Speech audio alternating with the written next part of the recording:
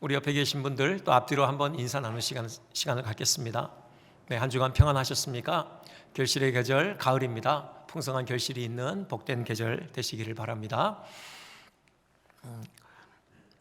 6월절 시즌이 되었습니다. 예수님께서 6월절을 맞아 예루살렘에 입성하시는 장면의 기록인데요. 여러분이 아시듯이 6월절은 이스라엘이 애굽의 압제 가운데 있다가 하나님께서 그들을 거기서 건져내신 바로 그 사건을, 그 은혜를 기념하는 날이죠. 더불어서 지금 현재 유대는 또 로마의 압제 가운데 있잖아요. 그래서 이 6월절을 통해서 하나님께서 우리에게 메시아를 보내심으로 그를 통해 이 로마의 압제로부터 또 우리를 자유케 하실 그 해방의 날을 고대하는 그런 의미도 있었습니다. 그 6월절을 맞아 예수님께서 예루살렘에 입성하시는데요, 이 땅에 계시는 동안 마지막 6월절이죠.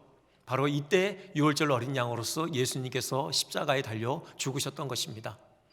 또 특별한 점이 있었는데 이 6월절에는 예수님을 환영하는 인파가 몰렸어요. 당시 역사가 요세푸스가 그 6월절에 예루살렘에 모이는 순례객들의 수에 대해서 기록한 기록이 있는데요, 250만 명이다, 이런 기록이 있습니다. 혹시 좀 과장이 섞여 있을 수도 있어요. 하지만 상당히 많은 수가 예루살렘에 몰려들었던 거죠. 인산인해를 이루었습니다. 그 중에 많은 사람들이 지금 예수님께서 예루살렘 입성하시는데 예수님께 나왔던 거예요. 환영하는 그 행렬을 이루었던 것입니다.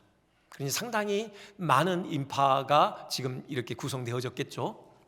그들이 다 환호했으니 그들의 그 떠들썩한 소리가 아마 예루살렘을 진동시켰을 것입니다. 예루살렘을 떠들썩하게 만들었을 거예요. 축제죠, 이런 면에서요. 여느 해와 다르게 이번 해 6월절은 정말 축제 분위기가 아주 고조되는 그런 상황이었던 것입니다. 우리의 예배도 축제입니다. 우리 예배도요, 6월절과 같은 성격을 가져요. 우리가 매주 모여서 무엇을 기념하느냐? 우리를 위해서 6월절 어린 양으로 오셔서 십자가에 피 흘리심으로 구원하신 그 예수님의 구원을 우리가 기념하는 겁니다. 그분의 구원을 노래하고 축하하고 감사하는 바로 그런 시간이 이 예배 시간이죠. 더불어서요, 우리 안에 시작하신 이 구원의 완성을 우리가 바라봅니다. 하나님 나라가 이루어지고 우리가 그 나라에서 영원토록 하나님과 더불어 복된 삶을 누릴, 우리가 그 구원의 완성의 날을 고대하는 그런 의미가 이 예배 가운데 담겨 있는 것이죠. 그런 의미에서 우리 예배도 6월절 축제와 같은 그런 축제인 것입니다. 축제로서의 예배, 거기에 필요한 요소가 무엇인가? 오늘 이 본문을 통해서 몇 가지를 살펴보고자 합니다. 먼저요, 이 축제의 행렬에는 찬송이 있었습니다. 그렇죠. 여러분 13절 보면요, 예수님을 뒤따르는 그리고 또 앞서가는 무리들이 큰 소리로 찬송했습니다. 그 내용이 저거죠. 호산나 찬송하리로다. 주의 이름으로 오시는 이 곧 이스라엘의 왕이시여. 이 내용을 한마디로 압축하면요, 구원입니다. 호산나, 뜻이 뭡니까? 주여 이제 구원하소서. 주의 이름으로 오시는 이 메시아를 의미합니다. 곧 이스라엘의 왕을 의미해요. 그러니까는 당신이 우리가 고대하던 메시아, 우리의 왕이십니다. 이제 우리를 구원해 주시옵소서. 바로 예수님의 구주되심을 그들이 소리 높여 찬송했던 것입니다. 이들이 얼마나 흥분됐겠습니까? 그토록 기다리던 메시아가 이제 그들의 왕이 이제 오신 겁니다. 이들은 그런 기대를 가지고 있었을 거예요. 예수님께서 예루살렘에 입성하시면은 곧바로 그 헤롯 궁으로 진격하실 것이다. 아니면은 로마의 총독 빌라도가 있는 그 관저로 진격하실 것을 기대했겠죠. 이들이 들었던 것은 예수님께서 나사로를 죽은 자 가운데서 살리셨다라는 그 소식입니다. 죽은 자를 살려내시는 그 초자연적인 능력이면 얼마든지 해볼 만한 거죠. 당장 헤롯궁과 로마의 그 총독의 관저로 들어가서 그 초자연적인 능력을 통해서 그들을 무릎 꿇리시는 겁니다. 항복을 받아내시는 거죠. 그들은 이것을 기대했어요. 그리고 흥분된 마음에 주님을 향하여 호산나 하고 외쳤던 것이죠. 물론 이들의 구원에 대한 그 개념은 한계가 있습니다. 왜곡된 부분이 있죠. 주님께서는 이들의 기대대로 움직이지 않으셔요. 그러자 이들의 기대는 실망으로 변하고요, 주님께로부터 돌아서죠. 호산나, 그 주님을 향하여 외쳤던 찬송의 외침이요, 예수님을 죽여라 라는 그 예수님께 대한 저주의 외침으로 한순간에 바뀌게 됩니다. 하지만 우리 예배는 그렇지 않습니다. 우리는 여전히 우리 주님을 향하여 호산나 외칠 정당한 이유가 있는 것입니다. 우리의 호산나는 외침가요, 이들의 호산나는 외침에는 전적으로 차원이 다르죠. 우리는 성령의 조명하심을 통하여 우리 주님께서 진정한 유월절 어린 양 되심을 우리는 확실하게 믿고 있습니다. 그분이 유월절 어린 양으로서 예루살렘에 입성하신 이후에 며칠 만에 십자가에 달려 죽으신 것을 믿어요. 그 십자가의 죽으심은 그냥 무기력하게 한 인생이 끝나는 죽음이 아니라 그 십자가의 피 흘리심을 통하여 인생의 근본 문제인 죄와 사망의 문제를 해결하신 그런 구원의 죽임인 것을 우리는 믿습니다. 죄와 사망 가운데서 우리를 건져내시고 우리에게 영원한 생명을 부여하셔서 우리로 하여금 하나님의 백성으로서 복된 삶을 살도록 은혜를 베푸신 진정한 유월절 어린 양 되심을 우리는 믿는 것입니다. 우리는 그 믿음으로 우리 주님을 향하여 호산나 하고 오늘 또 찬송하는 것이죠. 사실 이 호산나, 이 어린 양 되신 예수 그리스도의 구원, 이것은요 우리가 영원히 하나님께 드릴 찬송의 주제입니다. 여러분, 사도 요한이요, 요한계시록 5장에 보면은 그가 환상 중에 천상에서 드려지는 예배의 장면을 목격했습니다. 거기 보면요, 하나님께서 보좌에 앉으시죠. 그리고 그 곁에 어린 양의 모습으로 예수님께서 계셨습니다. 그들을 둘러싸고 네 천사, 아마 천사의 대표격이라고 할 수 있겠죠. 24장로, 구약교회와 신약교회의 대표, 이들이요 하나님을 그리고 어린 양을 찬송합니다. 여러분, 그 내용이 무엇입니까? 요한계시록 5장 한번 9절 10절인가요? 일찍이 죽임을 당하사 각 족속과 방언과 백성과 나라 가운데서 사람들을 피로 사서 하나님께 드리시고 그들로 우리 하나님 앞에서 나라와 제사장들을 삼으셨으니 그들이 땅에서 왕노릇하리로다. 이것이 그들의 바로 하나님과 어린 양 되신 예수님께 대한 찬양이었습니다. 예수님께서 죽으심을 통해서 우리를 죄와 사망 가운데서 값지고 살리셨다라는 거죠. 그리고 하나님의 거룩한 백성 삼아주셨다. 이 구원의 내용을 그들이 노래했던 것입니다. 영원한 우리의 찬송의 주제, 어린 양 대신 예수 그리스도의 십자가 구속, 이겁니다. 근데 우리가 이 천상 예배를 들여다보면서 우리에게 또 감격을 가져다주는 또 하나의 요소가 있습니다. 그게 뭐냐면은 이 찬양의 대열에 동참하는 찬양대의 규모입니다. 여기 네 천사 24장로만 하나님을 찬양한 게 아니에요. 이 찬양에 이어서요 또 한 무리가 하나님의 찬양을 이어갑니다. 그게 11절이죠. 내가 또 보고 들음에 보좌와 생물들과 장로들을 둘러선 많은 천사의 음성이 있으니 그 수가 만만이요 천천이라. 천 곱하기 천이죠. 얼마입니까? 만 곱하기 만을 의미해요. 얼마입니까? 여러분, 이건 상징적이죠. 그만큼 셀 수 없이 많은 천사의 무리가 바로 하나님의 보좌를 둘러섰습니다. 그리고 그들이 이어서 하나님을 찬양하되 바로 죽임당하신 어린 양의 구원을 그들이 동일하게 찬양하는 것입니다. 여러분, 이 찬양은 여기서 끝나지 않아요. 또 하나의 찬양대가 이 찬양의 대열에 합류합니다. 13절이죠. 내가 또 들으니 하늘 위에와 땅 위에와 땅 아래와 바다 위에와 또 그 가운데 모든 피조물들이 이르되, 그러면서 찬양이 이어집니다. 여러분, 온 우주 만물 모든 피조물이 이 찬양의 대열에 동참하는 거예요. 사도 요한이 어떻게 이 찬양의 내용을 알아들었는지 모르겠습니다. 그래서 어떤 학자들은 이 피조물들은 사람들이 알아들을 수 있는 언어로 찬양하는 인격적인 피조물들이다, 이렇게 해석하기도 하는데요. 하지만 저게 분명하게 모든 피조물이라고 되어 있습니다. 하늘과 땅과 바다에 있는 모든 피조물이요 바로 하나님 그리고 어린 양 예수 그리스도를 찬양하는 것입니다. 여러분, 그 얼마나 웅장했겠습니까? 아까 그 천사들이 찬양할 때도요 적당히 찬양하지 않고 큰 소리로 찬양했다고 되어 있어요. 모든 피조물까지 이렇게 함께 하나님을 찬양할 때 여러분, 이 찬양의 소리가 온 우주를 가득 메우지 않았겠습니까? 사도 요한이 어떤 마음으로 그 자리에 서 있었을까요?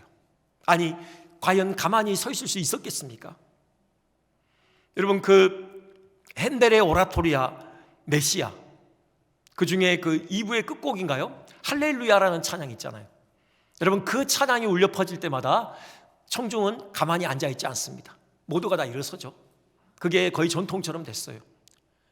처음에 런던에서 그 메시아를 초연할 때 그 영국 국왕 조지아 2세가 그 할렐루야 찬양이 울려 퍼질 때 그만 자기도 모르게 자리에서 일어서고 말았죠.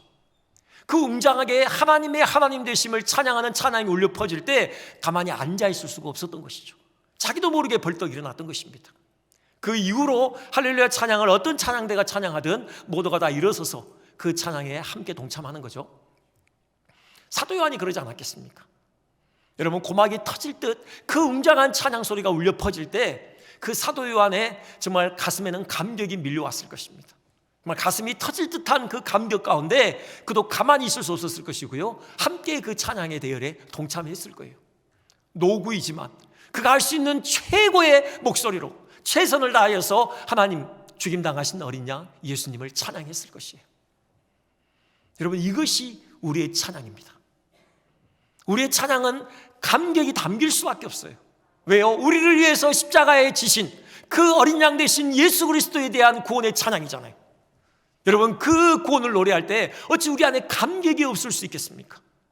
우리가 감격 가운데 찬송할 것이고요, 또 하나는 우리 영이 눈 열려서, 여러분, 그 천상 예배는 지금도 하늘에서 진행되고 있는 예배입니다.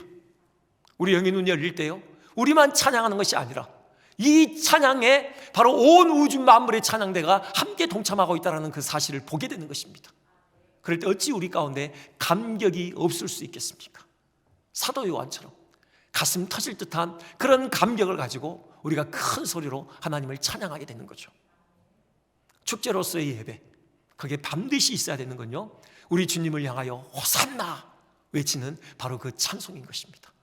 여러분, 영감 있는 찬송을 통하여 하나님을 온전히 기쁘시게 해드리는 참된 예배자 되시기를 주님의 이름으로 축원드립니다. 두 번째는요, 이 축제를 축제되게 하는 중요한 요소는 바로 겸손 어린 화평입니다. 사실요, 우리 눈으로 볼 때 이 장면 중에 상당히 어색한 한 부분이 있습니다. 한 장면이 우리 눈에 포착되죠. 그게 뭡니까? 예수님께서 타고 계시는 어린 나귀요, 예수님께서 나귀 새끼 타고 지금 예루살렘에 입성하고 계신 것입니다. 그 예수라는 제목의 영화 있는지 그건 잘 모르겠습니다. 어떤 영화예요? 이 장면을 연출했는데 나귀 새끼, 그러니까는 예수님께서 정면으로 이렇게 타고 계시지 않더라고요. 그렇게 하면 어떻게 됩니까?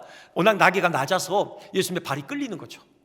예수님이 어떻게 타고 계시냐면은 옆으로 타고 계시더라고요.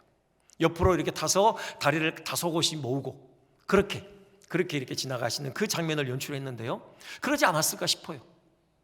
여러분, 그 자체가 참 우픈 장면이다, 그런 생각이 드는데요, 이 사람들이 이 행렬에 대해서 생각하고 있는 그 내용을 생각할 때 이건 더더군다나 어색한 장면입니다. 여러분, 사람들이 나올 때 그냥 나오지 않고요, 손에 종려나무 가지를 들었다고 했죠. 이 종려나무 가지가 의미하는 게 뭐냐? 이건 승리를 상징합니다. 그러니까 이스라엘 역사에 있어서요, 이처럼 사람들이 종려나무를 가지고 예루살렘을 들어오는 한 무리를 환영했던 때가 있어요. 유대가 로마가 점령하기 전에 헬라, 그리스에 의해서 점령을 당하고 있었습니다. 그때 그 지배국인 헬라와 맞서 싸웠던 일군의 무리가 있어요. 바로 유다 마카비우스 가문입니다. 그 싸움을 이겨요. 결국은 독립을 쟁취해냅니다. 그래서 유대가 한 100년여간 독립국가를 이루었던 때가 있거든요. 그때 그 유다 마카비우스가 사람들을 이끌고 예루살렘에 입성할 때 바로 이 예루살렘 주민들이요, 손에 종려나무 가지를 들고 그 무리를 환영했어요. 여러분, 그것과 지금 겹쳐지는 장면인데요, 그렇다면 지금 이 행렬은 어떤 의미를 담고 있는 겁니까? 바로 개선 행렬이에요. 특히나 예수님을 향하여 이스라엘의 왕이여 지금 이렇게 외치고 있잖아요. 바로 개선하는 왕의 행차로 그들은 인식하고 있었던 것입니다. 그렇다면 예수님이 뭘 타셔야 해요? 화려한 병거를 타셔야죠. 준말을 타셔야죠. 그런데 나귀 새끼가 웬 말입니까? 전혀 어울리지 않아요. 아주 어색한 장면인 것입니다. 그런데 그 의미를 깊이 생각해 보면은 이것이야말로 이 축제를 축제되게 만드는 가장 중요한 요소입니다. 예수님께서 왜 나귀 새끼 타셨습니까? 물론 그것은 예언 때문이죠. 스가랴 9장 9절, 지금 여기도 지금 15절에 나와 있는데 9장 9절에 이렇게 예언되어 있습니다.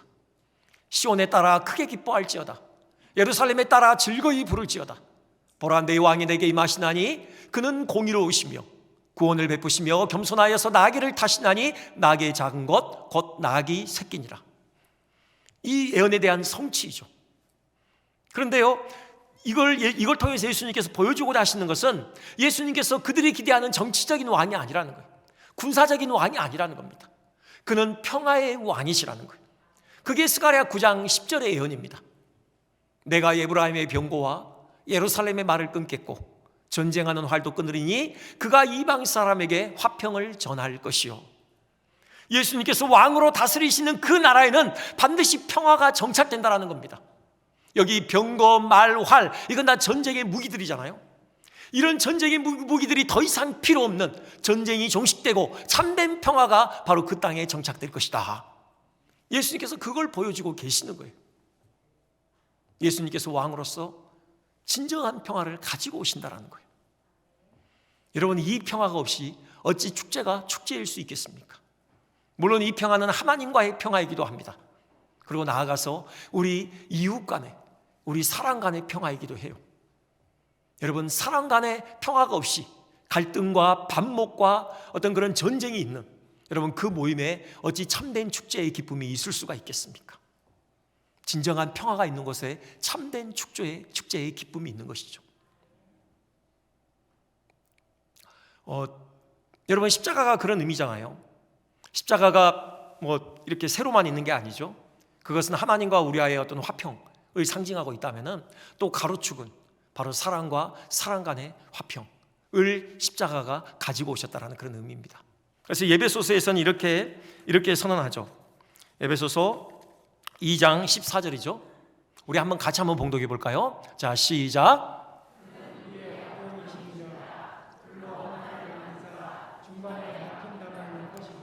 아멘. 이게 바로 주님께서 6월절 어린 양으로서 우리에게 베풀어 주신 은혜입니다. 우리를 하나 되게 하신 거예요. 우리 안에 진정한 화평을 가지고 오신 겁니다. 여러분, 예배에는 하나님과의 교통만 있는 게 아니에요. 물론 중요하죠. 우리가 예배를 통해서 하나님을 깊이 만납니다. 하나님과의 신령한 교통을 나누고요, 그분의 그 선하시고 인자하신 얼굴빛을 배우게 되죠. 이건 더없이 중요한 특권이자 은혜의 어떤 요소입니다. 하지만 예배는 하나님과의 화평뿐만이 아니라 우리 이웃 간의 화평이 예배 안에 담겨 있는 것입니다. 구약의 제사 중에요, 번제와 속죄제, 이런 것은 하나님과의 화평을 분명하게 우리에게 그려내고 있죠. 하지만 그 중에 또 화목제라는 것이 있습니다. 화목제는요, 우리 이웃 간의 화평이 예배 안에 있음을 분명하게 우리에게 증거해요. 유대 한 사람이 장사를 했어요. 돈을 많이 벌었습니다. 그럼 어떻게 합니까? 너무 감사하잖아요. 하나님께 감사의 제물을 드려요. 그 당시는 짐승을 가지고 이렇게 성전에 올라가는 거죠. 이거 감사의 화목제입니다. 하나님께서 그 화목제물을 다 받지는 않으셔요. 그 중에 기름만 태워주라고 그러셔요. 기름만 태워드려요. 그리고 가슴과 그 우편 뒷다리, 이건요, 그 제사를 집례한 제사장에게 선물로 드립니다. 나머지 고기, 그건 집으로 가지고 와요. 집에서 먹는 겁니다. 근데 기간이 정해져 있어요. 하루나 이틀이요. 냉장고에 넣어놓고 두고두고 조금씩 이렇게 빼먹는 거 아니에요. 이틀 안에 다 먹어야 돼요. 3일째 고기가 남잖아요. 그거 태워야 돼요. 그거 먹으면요, 그 제사 무효되고요, 또 죄를 먹는 걸로 오히려 화를 입게 돼요. 그러니 여러분, 만약에 이 사람이 너무 감사해서 소를 끌고 왔다고 생각해 봐요. 소가요 한 700kg에서 800kg 정도 되잖아요. 그 중에 기름 드려요. 하나님께 기름 태워드립니다. 물론 뼈 제거해야 되겠죠. 내장 제거합니다. 그래도 남는 게요 350에서 한 450kg이 남는데요, 그 중에 가슴 한 부분과 우편 뒷다리, 이거 제사장에게 떼어줍니다. 그래도 얼마가 남느냐? 300kg이 남아요. 여러분, 그거 가지고 집에 오는 거예요. 여러분, 그거 하루에 다 먹을 수 있어요? 그거 이틀에 다 먹을 수 있습니까? 왜 하나님께서 화목제를 그렇게 규정하셨죠? 초청하라는 거예요. 네 혼자 먹지 말라는 겁니다. 네. 사람들을 초대하라는 거예요. 여러분, 300kg 되는 소고기를 다 먹으려면 동네 사람들 다 초대해야 돼요. 네. 그 중에는요, 평소 친하게 지내는 김씨도 있지만, 평소 좀 이렇게 서운하게 보내는 이씨도 있고요, 어제까지 정말 치고받고 싸운 여러분 최씨도 있습니다. 여러분, 다 죄송합니다, 여러분. 그냥 제가 드린 말씀이니까. 네, 최 씨와 저 전혀 감정 없습니다. 네. 다 초청하는 거예요. 다 초청해서요, 바베큐 파티하면서 화목을 이루는 거예요.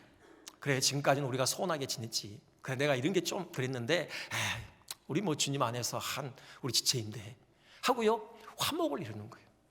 여러분, 이것이 화목제의 정신이에요. 예배에는 성도 간의 화평이 있어요.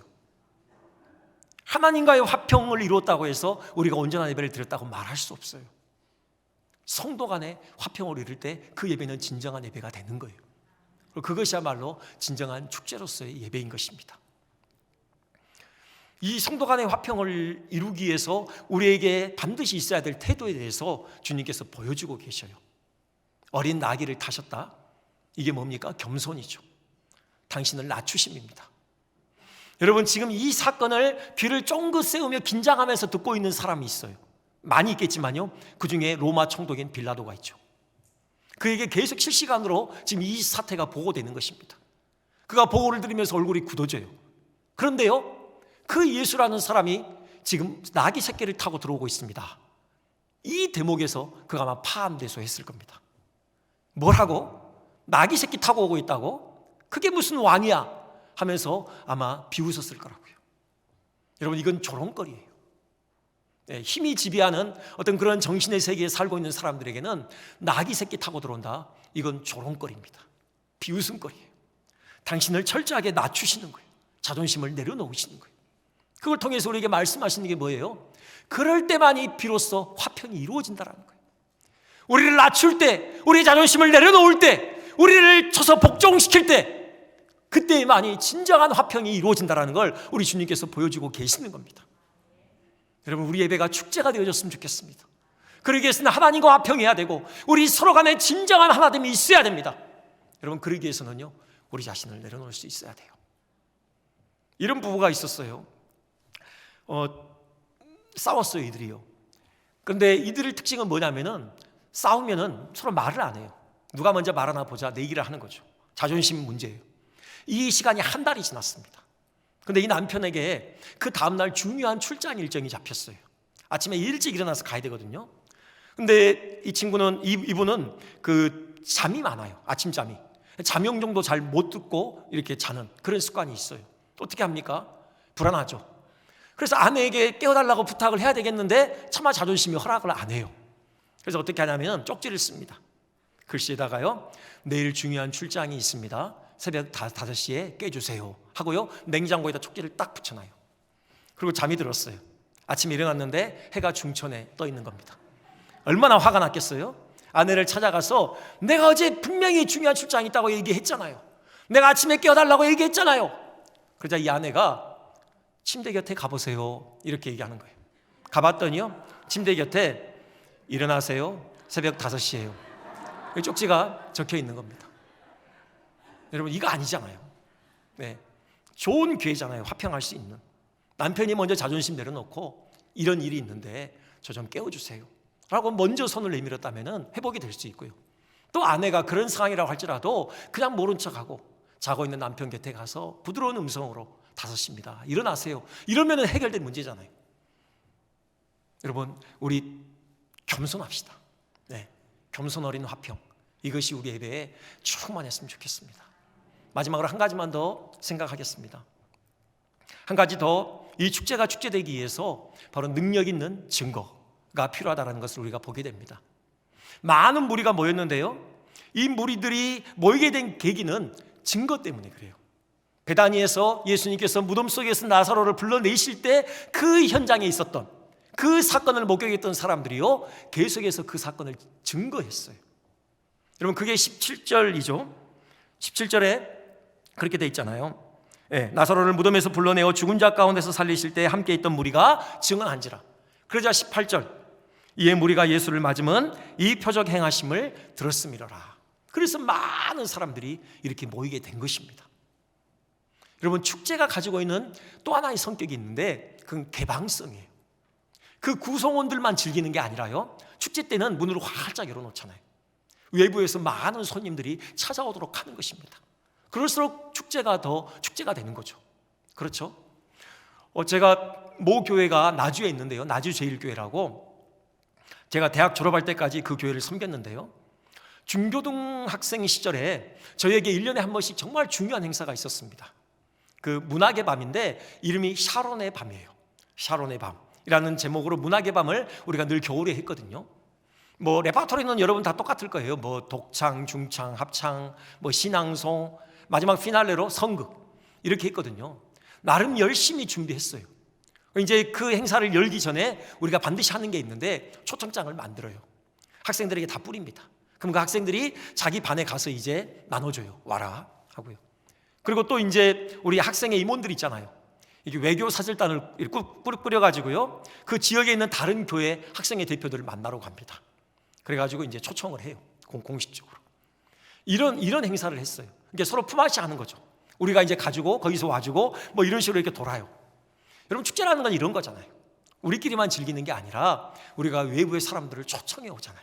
그들과 함께 즐기는 그런 즐거움이 어떤 그 축제의 어떤 그 진수잖아요. 물론 공연과 예배를 뭐 비교할 수는 없지만 예배도 그런 성격이 있습니다. 우리끼리만 하나님을 만나고 우리끼리만 화평하는 것이 아니라 우리가 외부의 사람들을 데리고 오는 겁니다. 사람들을 초청해서 그들과 함께 하나님이 주시는 그 복을 누리는, 바로 그 장이 예배의 장인 거예요. 여러분, 예배 가운데 생명이 살아나는 그런 회복의 역사가 있을 때 비로소 그 축제의 열기가 고조되는 거죠. 여러분, 우리끼리만 즐기는 게 아니라 여러분, 이 예배에 오실 때 여러분 사람들을 데리고 오는 것, 바로 증거를 통해서 여러분 사람들을 주님께로 인도하는 것, 이것이 예배에 있어야 될 또 하나의 중요한 요소인 거예요. 여기에 참 의미심장한 대목이 있습니다. 바리새인들의 반응이 나오거든요. 19절에요. 한번 보여주시겠습니까? 바리새인들이 서로에게 이렇게 말해요. 19절 맞죠? 볼지어다 너희 하는 일이 쓸데없다. 보라, 온 세상이 그를 따르는도다. 상당히 자조 섞인 탄식이거든요. 여기 의미심장한 대목이 있어요. 너희 하는 일이 쓸데없다. 이게 뭐냐? 그들이 지금까지 하는 일이 뭐예요? 예수님을 반대하는 일이죠. 어떻게든지 예수님을 끌어내리려고 예를 썼습니다. 그들이 가지고 있는 율법적인 그 종교적인 지식을 총동원했어요. 근본도 모르는 족보 없는 갈릴리 총구석에서 온 사람이다. 그는 율법을 어기는데 뭐 안식일 규례를 어긴 거짓 선지자다. 그는 정결법을 어기고 있다. 그는 귀신 들렸다. 이런 식으로 온갖 모함을 통해서요, 예수님을 끌어내리려고 했습니다. 대중들의 관심을 예수님으로부터 이렇게 떨어뜨려 놓으려고 온갖 예를 다 썼어요. 근데 그들이 뭐라고 고백해요? 보라, 너희 하는 일이 쓸데없다. 뭡니까? 다들 예수님을 따라가는 겁니다. 예수님을 메시아로 여기고 그를 열렬히 환영하는 거예요. 그걸 보면서 이들이 저런 자조 섞인 탄식을 내뱉은 거죠. 이것이 왜 의미심장하냐? 여러분, 종교적인 이론이, 종교적인 지식이 공허하게 되는 순간이 있습니다. 언제요? 예수님의 부활의 능력 앞에서요. 예수님의 생명의 역사 앞에서요. 예수님께서 나사로를 죽음에서 살리셨잖아요. 그분이 부활이시오 생명이심을 그 사건을 통해서 분명하게 증거하신 겁니다. 사람들이 그 사건을 보고 예수님께 몰려들기 시작한 거예요. 이 바리새인들이 아무리 종교적인 잣대를 가지고 예수님이 아니다라고 해도 그 부활의 능력 앞에서 그 외침은 무기력하게 되고 마는 것입니다. 여러분, 우리에게 주는 중요한 교훈입니다. 우리가 하나님의 말씀을 단지 머리로만 익히는 게 아니에요. 여러분, 우리가 하나님의 말씀을, 능력을 우리의 삶에 경험해야 하는 것입니다. 우리의 삶을 통해서 하나님의 말씀에 어떻게 능력이 있는지를 세상에 증거해야 돼요. 여러분, 그럴 때 우리가 진정한 증언자로 우리가 세상에 설 수 있는 것입니다. 한 가지 더 보자면요, 보라, 온 세상이 그를 따르는도다. 이것도 의미심장하죠. 이들은 뭐 그런 의도로 얘기한 게 아니지만 이것이 앞으로 예수님의 사역에 대한 중요한 애언이 되어졌습니다. 그렇죠. 이 예수님의 이 십자가 복음이 온 세상에 전파되는 겁니다. 그리고 온 세상에서 예수님을 따르는 사람들이 나오기 시작한 거죠.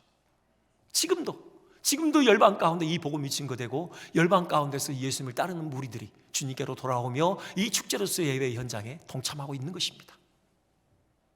우리가 이곳에서 우리가 예수 그리스도의 죽으심과 부활을 기념하는 그 6월절 축제로서 우리가 하나님을 예배할 때 우리의 심장 가운데 있어야 될 것은 저 온 세상입니다. 우리가 열방을 가슴에 품어야 돼요.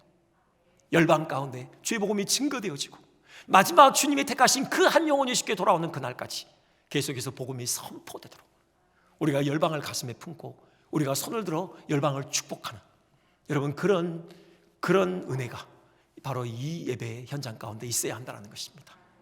말씀을 정리하겠습니다. 여러분 예배 가운데 영감 있는 찬송이 울려 퍼졌으면 좋겠습니다. 겸손 어린 화평이 가득했으면 좋겠습니다. 나아가서 열방을 품고 정말 열방을 향하여서 우리가 축복하며 예수 그리스도의 복음의 능력을 증거하는 그런 결단의 시간이 되어졌으면 좋겠습니다.